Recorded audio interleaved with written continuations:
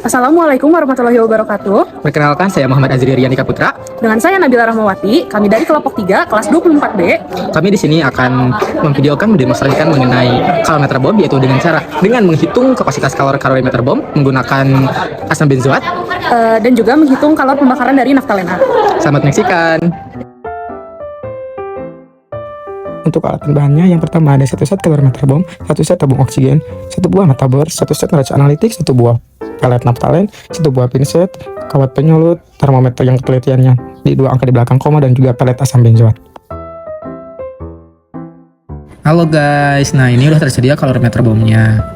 Nah, terus kita dibuka dulu si tutupnya, lalu digantungkan ke penyangga agar tujuannya tidak ada kontaminasi. Nah, dalam kalorimeter bom ini ada bomnya, ini yang disebut bom dari kalorimeternya. Dan ada beberapa lubang gitu ya. Nanti akan kita jelaskan. Nah, yang ditunjuk ini adalah tempat pengeluaran Nah, ini tempat pengeluaran gas oksigennya nanti. Yang 2 samping kanan kirinya itu untuk penyulutnya. Nah, lalu ini ada penangas airnya yang nanti akan diisi oleh air. Lalu nah, ini adalah sampelnya. Untuk yang pertama itu adalah asam benzoat karena kita mau menentukan cek kalorimeternya. Lalu sampelnya dibolongkan dengan mata bor dan ditimbang. Jangan sampai peletnya itu pecah ataupun retak, nanti tuh gak bisa digantung pakai kawat penyulutnya. Nah, betul teman-teman. Maaf ya, bagus banget. Nah, itu adalah kawat penyulutnya. Nah, di kawat penyulutnya ini sudah ada keterangan berapa cek dari kawat penyulutnya, teman-teman. Seperti biasa ditimbang, dan ini sepanjangnya itu 10 cm. Nah, ini hasil dari penimbangan kawat penyulut. Lalu kawat penyulutnya dimasukkan ke dalam lubang dalam pelet tadi ya teman-teman, sehingga seperti itu. Terus digantungkan ke elektrodanya.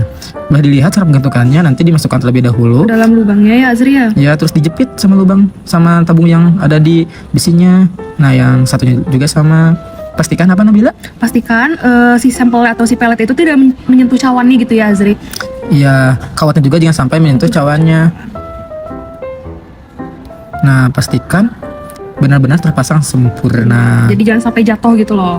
Nah, dimasukinlah ke kalorimeter bom. Ke alat bomnya ya teman-teman, dimasukkan lalu ditutup rapat agar tidak ada kalor yang keluar. Betul, dan oksigennya juga nanti tidak keluar pas memasukkannya. Nah, setelah ditutup rapat, ini ditutup lagi dengan double seal-nya yang ring itu. Bentar, belum. Nah, ini baru ditutup.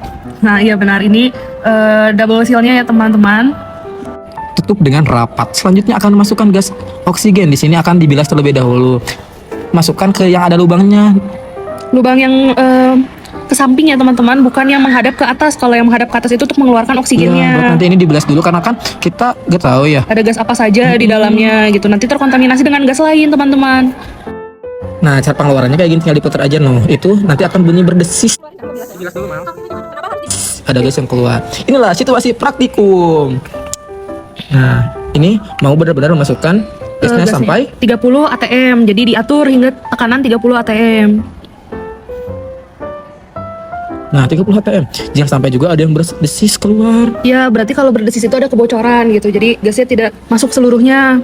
Pas nyabutnya juga nanti harus benar-benar tidak ada yang keluar. 1 2 1 2 1 2 3. Nah, lalu dimasukkan ke dalam penangas air yang sudah diisi kurang lebih 1495 ml kemarin tuh, dengan penjepit agar tidak terkontaminasi dengan minyak-minyak yang ada di tangan. Pastikan air itu tidak mencapai ketinggian elektroda karena akan menyebabkan konslet listrik. Betul. Nah, jadi lubang itu jangan sampai terendam. Nanti tuh listriknya konslet. Karena listrik kena air bisa konslet ya teman-teman. Ditutup. Oleh penutup yang tadi yang ada di penyangga, kita tutup kembali. Betul. Nah, ini ada yang panjang. Termometer, dan ini termometernya ketelitiannya tinggi Azri. Iya, 2 angka di belakang koma, misalkan 25,55 kayak gitu. Jadi bacanya juga harus benar-benar teliti. Nah, ini dimasukkan stopper atau karet termometer, lalu ada juga karet untuk menyambungkan motor pengaduk ke kalorimeternya. Betul, biar nguir. Apa nguir tuh? Teraduk sempurna. Nah, dipasangkan juga Termometernya harus benar-benar dalam keadaan tegak lurus. agar tidak ada kesalahan pembacaan suhu ya teman-teman. Iya, betul. Jangan juga pas basinya disentuh. Nah, ini akan menyalakan motor pengaduk dan juga Pembakarnya, tetapi ini kan suhu awal, jadi yang dinyalakan hanya motor pengaduknya saja, belum menyalakan pembakarnya. Nah, yang putih itu tadi berarti udah dicolokin selama 10 detik. Ini mau dicabut nih, 1, 2, 3. Nah, ini 10 detik untuk pembakarannya. Pembakarannya cukup 10 detik, namun motor pengaduk ya seharusnya tidak dicabut. Ini salah, harusnya jangan dicabut dari awal sampai akhir. Nah, namun ini motor pengaduknya tercabut gitu ya teman-teman. Nah, ditambahan juga pas nyalain pembakaran itu setelah konstan. Iya, jadi suhu awal itu konstan dulu, lalu baru dinyalakan si pembakarannya. Nah, ini beres pembakaran sampai konstan ya tadi Iya, datanya. jadi suhu akhirnya juga harus konstan gitu. Nanti datanya akan kami tampilkan. Lalu dibuka lagi kalorimeter bomnya dan dikeluarkan bomnya dengan penjepit. Nah, Setelah itu dikeluarkan dulu oksigennya. Ya, dikeluarkan dulu gasnya agar tekanannya tidak terlalu tinggi. Nanti bisa meledak jika gasnya belum dikeluarkan. Yoi. Nah, dibukalah tadi elektrodanya. Di sini ada sisa, kalian bisa lihat sisanya ada Sisa kawat ya, bukan sisa sampel Pembakaran. atau asam benzoatnya gitu. Jadi si asam benzoatnya itu sudah terbakar habis, terbakar sempurna. Tapi masih ada sisa kawatnya. Jadi sisa kawat itu harus ditimbang karena kawat yang dihitung itu adalah kawat yang habis terbakar saja. tuh, kalaupun ada jelaga harus diulangi lagi. Nah, ini hasil. dia hasil dari penimbangan kawatnya. Lanjut. Ke naftalen, itu sampel naftalen dilubangi dengan mata bor. Kayak tadi ditimbang selama panjangnya 10 cm ini kawat penyulutnya. Dicatat gramasinya. Sama ya, naftalen juga ditimbang sebelumnya, lalu selanjutnya digantungkan ke kawat penyulut dan ke elektrodanya seperti ini. Seperti biasa jangan sampai menyentuh ke cawannya. Sama sih kayak tadi prosedurnya ya, gak ada yang beda, Ya, cuma hanya beda sampelnya aja. ditutup sempurna. Ditutup sempurna, jangan sampai ada lubang karena bisa jadi ada kalor yang keluar ataupun gas yang keluar sehingga pembakarannya tidak sempurna dan tidak tercatat semua suhunya. Betul. Nah, seperti biasa apa? Bilas dulu. Dengan oksigen, sebelum dimasukkan oksigen 30 atm, kita bilas terlebih dahulu agar tidak ada gas-gas pengotor. Halo Tailmi, hai. Nih suara berdesisnya gini nih. Allah Akbar. Ya, putar. Sorry guys, barusan ada itu riuh ya karena kaget. Kalian jangan kaget untuk partikum. Nah, ini dikencengin lagi. Yang pengeluaran dari gasnya benar-benar harus tertutup rapat. Nah, setelah pembilasan, selanjutnya adalah memasukkan oksigen sebanyak plus minus 30 atm. Nah, lalu dipastikan Dengar lagi ya, bisa ada berdesis. Iya, takutnya ada yang berdesis ataupun ada kebocoran gasnya. Nanti pembakarannya tidak sempurna. Setelah itu bomnya tuh dimasukkan ke dalam penangas seperti biasa, gunakan penjepit agar tidak ada kontaminasi. Pastikan juga, nah ini nih lubang elektrodanya jangan sampai Terendam. nanti Konslet. nggak bisa, nanti rusak. Ini juga cuma satu ya. Nah, dicolokin, coloknya bebas guys. Nah, lalu dipasang kembali tutupnya. Setelah dipasang kembali tutupnya sampai rapat, dimasukkan termometer dan termometer Nah, termometer tegak lurus no. Nice. dan dipasang karet untuk motor pengaduknya. Nah, ini bener motor pengaduknya dimulai dari awal, jika di tengah-tengah ataupun dicabut. Jadi dari awal sampai akhir motor pengaduk tetap dinyalakan dan juga setiap 30 detiknya itu dicatat tuh di bor tuh suhunya berapa, 2 angka di belakang koma sampai konstan sebelum pembakaran. Nah, Setelah konstan sekitar 2,5 menit kemarin itu, lalu dinyalakan si pembakarnya, Nah, iya. teman-teman. Yang putih, yang pembakaran di kita mah. Sementara yang hitam itu adalah untuk motor pengaduk. selama 10 detik no, ada tuh waktu 1 no cabut. Jadi agar tidak ada konslet atau kebakaran, jadi cukup 10 detik saja itu insya Allah sudah terbakar ya teman-teman. Gimana kalorimeter yang kalian punya gak sih? Ya kan? Iya, benar. Karena ini kalorimeternya udah masih bagus. Nah, lalu ini tetap dinyalakan si motor pengaduknya, lalu suhunya tuh dicatat sampai konstan. No, itu belum konstan tuh, masih berapa itu 29,04 di 120 detik setelah pembakaran sampai Nah, karena suhu sudah konstan. konstan, itu menandakan akhir dari praktikum kalorimeter bom. Nah, ini juga sampai 400-an loh konstannya. Nah, lalu kalorimeter tuh dimatikan si motor pengaduknya, lalu dibuka termometer dan karet. Kalau udah dibuka semuanya, tinggal buka tutupnya, gantungin. Nah, setelah digantungkan, cabut terlebih dahulu elektrodanya. Hati-hati jangan sampai terkena air ya teman-teman, karena bisa menyebabkan konslet. Lalu ambil bomnya menggunakan penjepit. Berat guys, ini tuh berat, lumayan. Nah, keringkan tuh. Lalu keringkan bagian atasnya dan buka gasnya teman-teman, agar tekanannya itu tidak terlalu tinggi ya, takutnya meledak kalau tekanannya tinggi lalu dibuka paksa.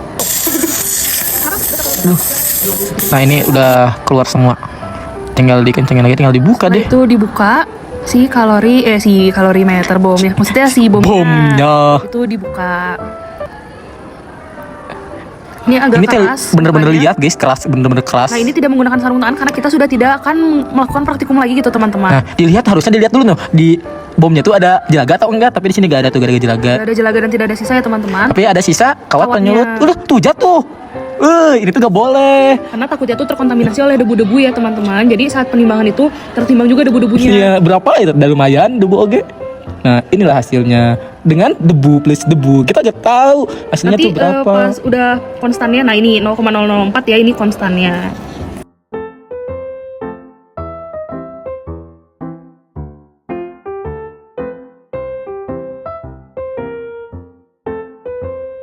Nah, jadi ini adalah perhitungan dari kapasitas kalorimeter bom. Pertama diketahui, delta U asam benzoat adalah negatif 3237,8 kJ per mol. Data ini didapat dari handbook. Lalu massa asam benzoat yang ditimbang dan dibakar adalah 0,36 gram. Ini bisa dilihat dari neraca analitik ya teman-teman. Lalu massa kawat yang terbakar adalah massa kawat awal dikurangi massa kawat sisa, di mana massa kawat awal adalah 0,0175 gram dikurangi massa kawat sisa adalah 0,0044 gram, sehingga massa kawat terbakar adalah 0,031 gram. Lalu ada juga massa molar asam benzoat yaitu 122,12 gram per mol, sehingga bisa dicari mol asam benzoat yaitu adalah massa dibagi massa molar asam benzoat yaitu 0,36 gram dibagi 122,12 gram per mol, sehingga mol dari asam benzoat adalah 0,003 mol. Lalu ada juga C kawat yang sudah tertera pada kemasannya yaitu adalah 6,3 kJ per gram. Lalu ada juga delta T yaitu adalah perubahan suhu dari sebelum pembakaran dan sesudah pembakaran dengan rumus suhu konstan setelah pembakaran dikurangi suhu konstan sebelum pembakaran, itu 27,22 derajat Celcius dikurangi 25,55 derajat Celcius, sehingga delta T-nya adalah 1,67 derajat Celcius. Lalu CK adalah delta U dikali N ditambah C kawat dikali M kawat dibagi delta T, sehingga CK adalah negatif 3237,8 kJ per mol dikali 0,003 mol ditambah 6,3 kJ per gram dikali 0,031 gram dibagi 1,67 derajat Celcius, sehingga CK adalah 5,7669 kJ per derajat Celcius. Kenapa tanda negatifnya hilang? Tanda negatif hanyalah menunjukkan bahwa delta U itu bersifat exotherm gitu teman-teman. Jadi pada perhitungan dihilangkan gitu sih delta U-nya. Selanjutnya adalah delta U dari naftalena. Diketahui massa naftalena adalah 0,45 gram dan massa molar naftalena adalah 128 gram per mol. Lalu ada juga mol dari naftalena itu adalah massa per massa molar yaitu adalah 0,45 gram yang didapat dari penimbangan lalu dibagi 128 gram per mol, sehingga mol naftalena adalah 0,00352 mol. Lalu ada C kawat, kawatnya masih sama seperti yang tadi dipakai yaitu 6,3 kJ per gram. Lalu ada C kalorimeter yang sudah dihitung sebelumnya itu adalah 5,7669 kJ per derajat Celcius. Lalu ada massa kawat yang terbakar yaitu adalah massa kawat awal dikurangi massa kawat sisa yaitu 0,0164 gram massa kawat awalnya, lalu massa kawat sisa adalah 0,0040 gram, sehingga massa kawat terbakar adalah 0,0124 gram. Lalu ada juga delta T atau perubahan suhu, di mana suhu akhir setelah pembakaran adalah 29,47 derajat Celcius dan suhu sebelum pembakaran 27,30 derajat Celcius. Masing-masing suhu itu sudah konstan ya teman-teman, jadi delta T-nya adalah 2,17 derajat Celcius. Lalu delta U adalah CK dikali delta T dikurangi C kawat dikali M kawat dibagi mol naftalena, sehingga delta U adalah 5,7669 kJ derajat Celcius dikali 2,17 derajat Celcius dikurangi 6,3 kJ per gram dikali 0,0124 gram dibagi 0,0352 mol. Lalu didapat delta U adalah negatif 3577,3669 kJ per mol. Tanda negatif di sini menandakan bahwa adanya kalor yang dikeluarkan atau bersifat exotherm. Bisa dilihat dari delta T-nya ya, di mana suhu akhir itu lebih besar daripada suhu awal. Lalu delta H naftalena.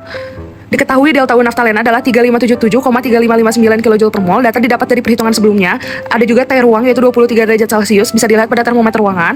Lalu ada juga R atau tetapan, di mana di sini dikonversi ke kilojoule per mol Kelvin, di mana jadi 0,008314 kilojoule per mol Kelvin. Biasanya tuh adanya kan joule mol Kelvin, tapi kalau di sini kan semua perhitungan menggunakan kilojoule, sehingga R-nya juga diganti menjadi kilojoule. Lalu ada delta N gas, itu adalah 10 dikurang 12 sama dengan min 2. Delta N ini didapat dari persamaan reaksi, di mana koefisien gas sesudah reaksi dikurangi koefisien gas sebelum reaksi. Ini ada di persamaan reaksi. Lalu delta H sama dengan delta U ditambah delta N NRT, di mana delta H sama dengan 3577,3559 kJ per mol ditambah min 2 dikali 0,08314 kJ mol Kelvin dikali 296,5 Kelvin. Lalu delta H adalah negatif 3586,284102 kJ per mol. Hal ini juga menandakan bahwa exotherm ya teman-teman. Lalu adalah persen kesalahan dari delta H naftalena. Diketahui delta H naftalena secara teoritis adalah 5150,09 kJ per mol. Lalu delta H naftalena percobaan yang telah dihitung tadi adalah 3586,284102 kJ per mol. Delta H naftalena teoritis itu didapat dari handbook.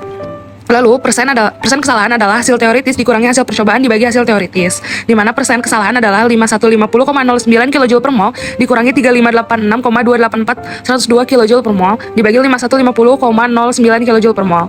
Didapat persen kesalahan adalah 30,4423%. Hal ini lumayan besar ya teman-teman.